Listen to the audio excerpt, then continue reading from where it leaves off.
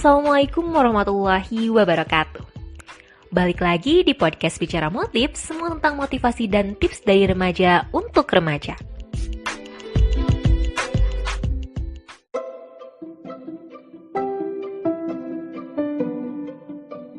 Halo sahabat booster, sekarang Fateh gak sendiri lagi. Di podcast kali ini Fateh udah bareng sama teman-teman Fateh. Dulu pernah satu lingkaran organisasi nih. Langsung aja, di sini ada siapa aja? Mulai dari sini. Hai, perkenalkan nama aku Mira. Ada Mira di sini, kemudian ada Ada Putri Aisyah. Dan yang terakhir ada Ferry Wijayanto. Iya, nah sekarang kita bakalan bahas tentang apa sih manfaat dari ikut organisasi. Langsung aja nih ya, teman-teman, Fatih mau tahu nih apa sih organisasi menurut kalian? Dari Ferry. Dari Ferry dulu. Oh, dari aku ya. Jadi sahabat booster, secara umum kita ketahui bersama bahwasannya organisasi itu ya adalah sebuah wadah yang dimana di dalamnya itu terdapat perkumpulan orang-orang yang memiliki visi, misi, dan tujuan yang sama. Tapi perlu kita garis bawahi bahwasannya organisasi itu ya bukan hanya sekedar perkumpulan, tapi di dalam organisasi pun ada struktur kepengurusan, ada hukum atau konstitusi yang menaungi, bahkan yang terpenting itu ya harus ada tujuan yang jelas. Tapi maksud tujuan yang jelas itu ya orientasi kita bekerja ataupun mengabdi kepada organisasi itu untuk apa, lalu apa hasil yang sudah kita berikan kepada organisasi, dan yang terpenting adalah bagaimana kita bisa menjalankan tanggung jawab yang mengikat seperti itu. Wah, ini organisatoris banget ya. Kalau menurut Putri gimana? Menurut aku sih kalau organisasi ya wadah tentunya ya yang menaungi beberapa orang yang memiliki tujuan yang sama. Terus di situ juga ada struktur organisasinya tentu, dan pasti ada yang harus bertanggung jawab semuanya. Intinya kalau organisasi ada jalan, ada apa sih, ada tujuan yang harus dicapai mau bareng-bareng kayak gitu sih kalau menurut aku. Ya, ada tujuan berarti yang harus dicapai. Nah, ini sekarang kalau dari Mira gimana nih? Organisasi itu apa sih? Oke, kalau menurut aku organisasi itu apa ya, dilihat dari katanya pun udah organisasi gitu ya, mengorganisir. Jadi adalah satu wadah yang dimana semua orang ini punya tujuan yang sama untuk mensukseskan terutama, dan terorganisir seluruh apa ya, pencapaiannya, visi dan misinya gitu. Langsung aja kita ke selanjutnya nih. Tadi kan udah pada ngasih tahu ya, ke organisasi itu ya semacam wadah yang kita punya tujuan bersama untuk mencapainya. Intinya seperti itu. Nah, sekarang pengalaman organisasi apa sih yang pernah kalian ikuti? Mulai dari dulu mungkin di sekolah dan juga sekarang di kampus. Mulai dari siapa dulu nih? Ferry lagi kali ya? Mau dari Ferry lagi aja. Nah, gimana nih? Oke.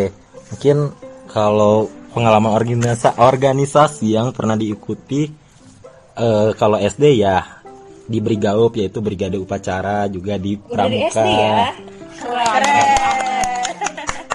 Lalu SD udah terorganisir. ya, walaupun otaknya tidak.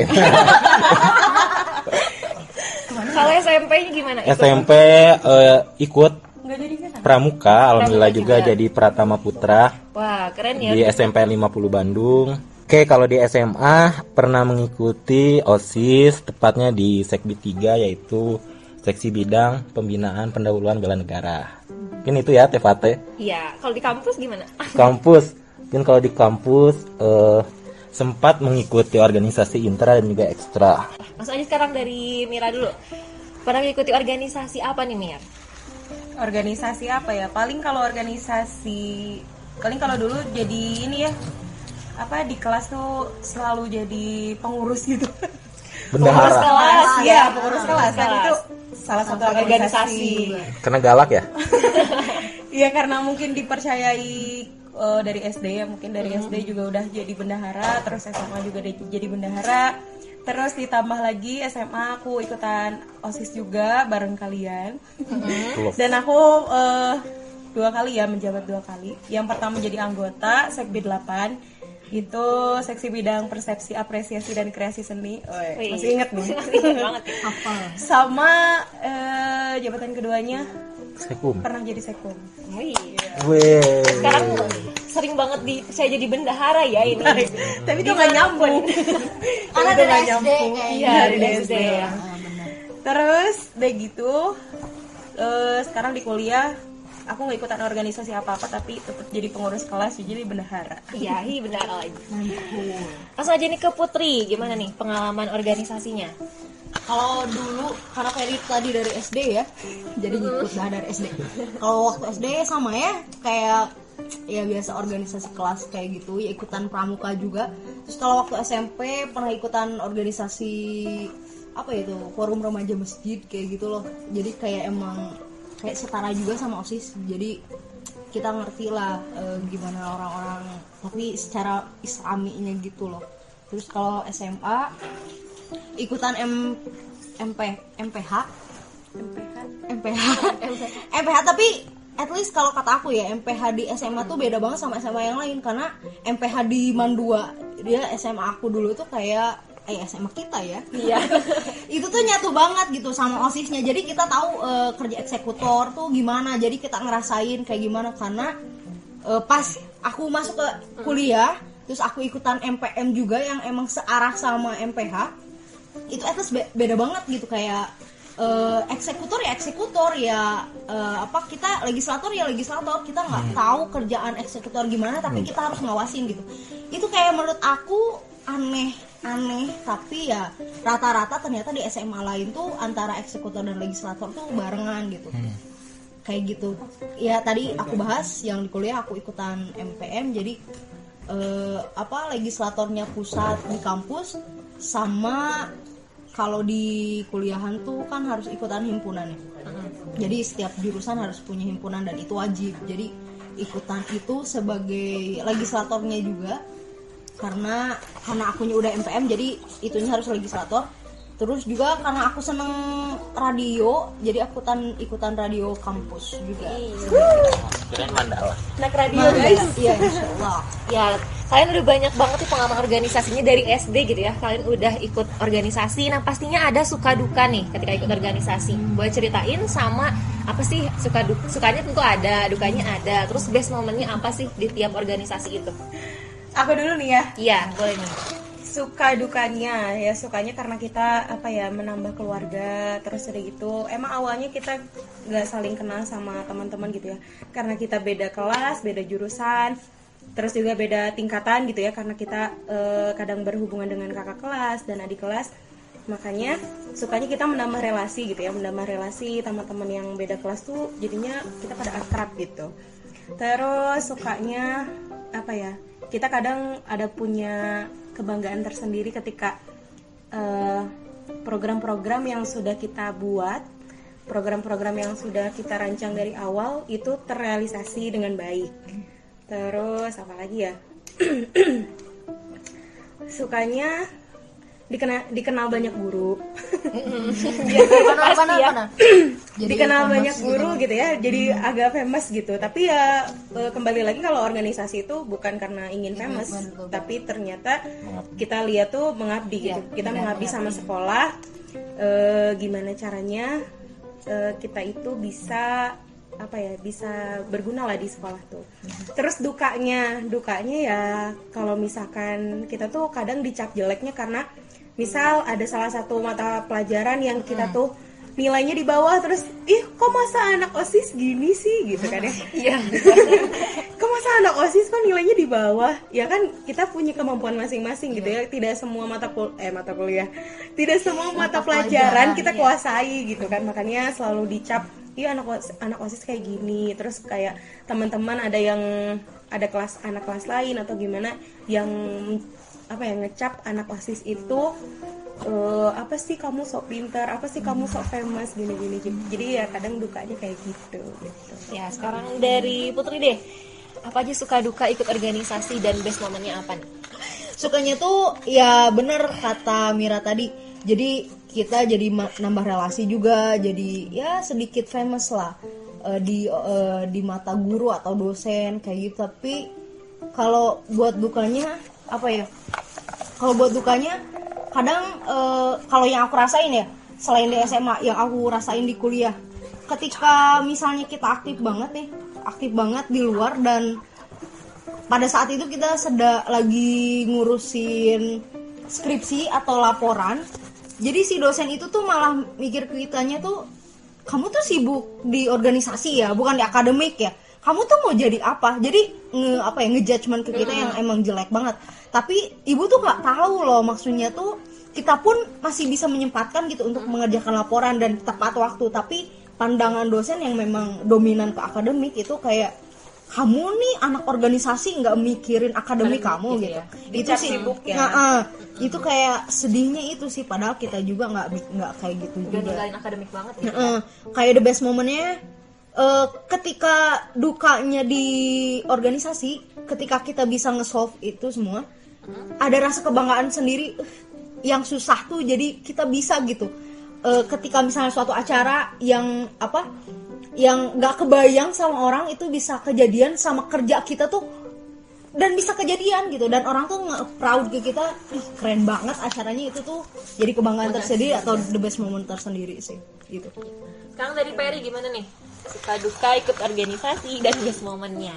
Oke, kalau untuk suka dan duka, mungkin tadi kan Mira udah jelasin pas di SMA, begitu Putri. Kalau aku mungkin lebih kepada suka duka yang lebih ke dalam internal organisasinya gitu kan. Kalau sukanya ya jelas sama seperti teman-teman yang lain merasakan, ya menambah teman, relasi, terus juga kita bisa mencari pengalaman, mencari pelajaran yang lebih gitu. Nah kalau untuk duka sendiri ya jelas lah, kita gimana rasanya dihujat gitu kan sama teman-teman yang lain. Lalu kita ngerasa banyak tekanan gitu kan. Udah dari tekanan dari luar. Dan yang paling menurut aku yang salah satu dukanya itu, kita pun nggak bisa lepas dari yang namanya tekanan dari dalam gitu kan, dari internal sendiri. Paling itu sih. Tapi kalau kita bisa, benar kata Putri tadi, kalau kita bisa menghandle itu, menyelesaikan duka itu, ya otomatis bakalan jadi best moment gitu kan. Dari yang kita tadinya duka, tapi kita bisa membuktikan bahwasannya apa yang dikira teman-teman kita itu ya, yang nggak bakalan terrealisasi, tapi sama kita bisa terwujud ya, terrealisasi seperti itu. Ya betul banget. Nah sekarang langsung aja nih, kemanfaat apa sih yang dirasakan dari organisasi dalam kehidupan kita? Dari siapa dulu nih? Cari lagi. Boleh. Gimana nih Fer, manfaatnya apa? Oke, kalau manfaat yang dirasakan ikut organisasi banyak gitu ya teman-teman. Mungkin tadi kita kembali lagi ke awal gitu kan. Organisasi menjadi sebuah wadah gitu. Wadah buat siapa? Jelas wadah buat orang-orang yang mau berproses dan juga orang-orang yang pengen berkembang gitu kan. Nah, dari secara nggak langsung kalau kita ikutan organisasi, kita belajar bagaimana cara berkoordinasi, berkomunikasi, berinteraksi dengan pihak-pihak lain.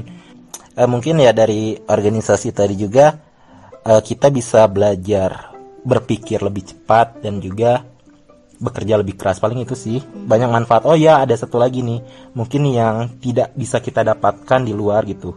Maksudnya yang kita dapatin di organisasi itu tentu yang tadi soft skill kita dapat. Lalu yang kedua kan kita kalau di organisasi itu jelas kita belajar MKO gitu kan, manajemen kepengurusan organisasi. Dan itu menurut saya pribadi ya sangat penting kalau di dalam dunia kerja nanti, bagaimana kita bisa memanage sebuah organisasi supaya organisasi itu bisa mencapai tujuannya, seperti itu sih.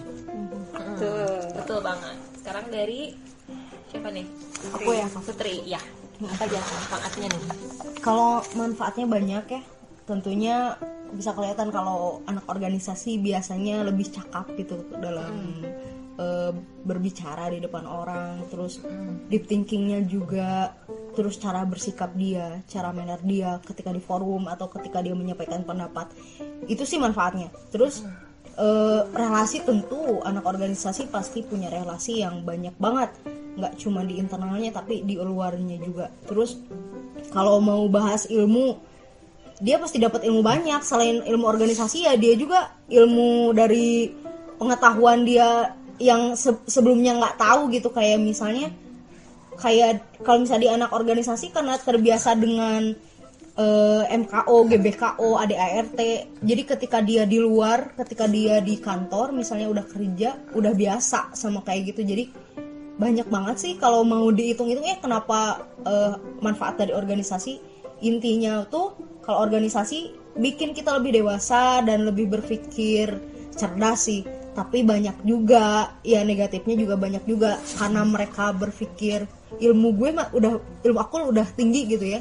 Jadi mereka jumawa, sombong, mentang-mentang udah punya, mentang-mentang aku anak organisasi, jadi kayak kurang serba tahu. Padahal mah kalau menurut aku anak organisasi yang sesungguhnya dia semakin tinggi ya harus semakin merendah dan semakin ngedengerin apa yang orang lain dengerin gitu. Itu sih.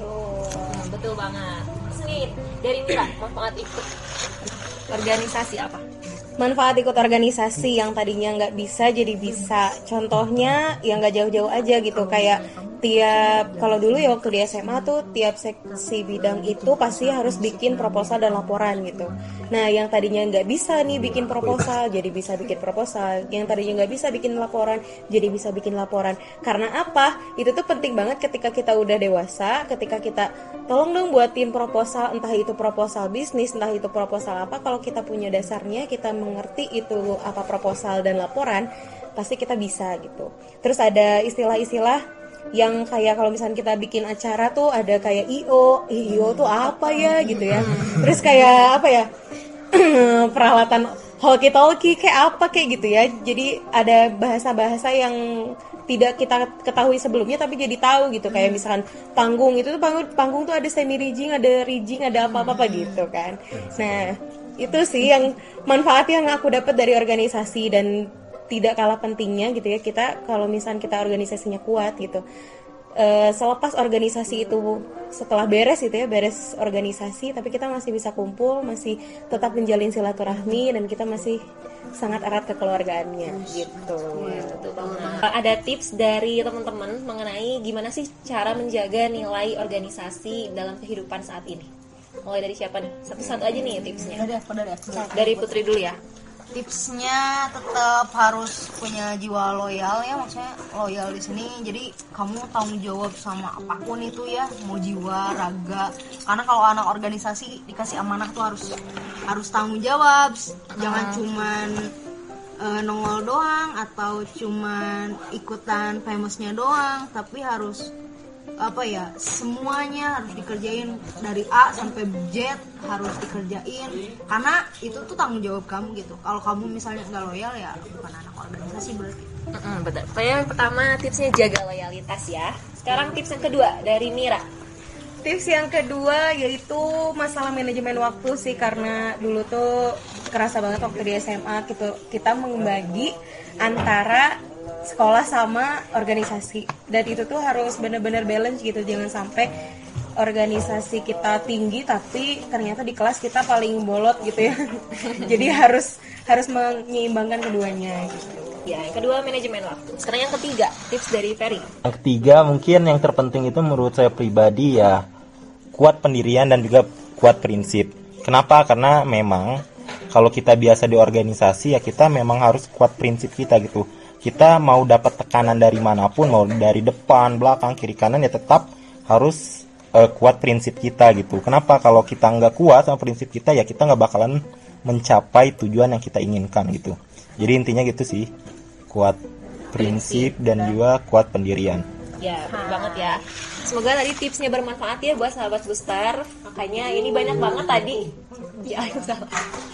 Ya, jadi tadi kita udah sharing mengenai apa itu organisasi, kemudian pengalaman ikut organisasi apa aja, suka dukanya, dan juga manfaatnya dari organisasi ini.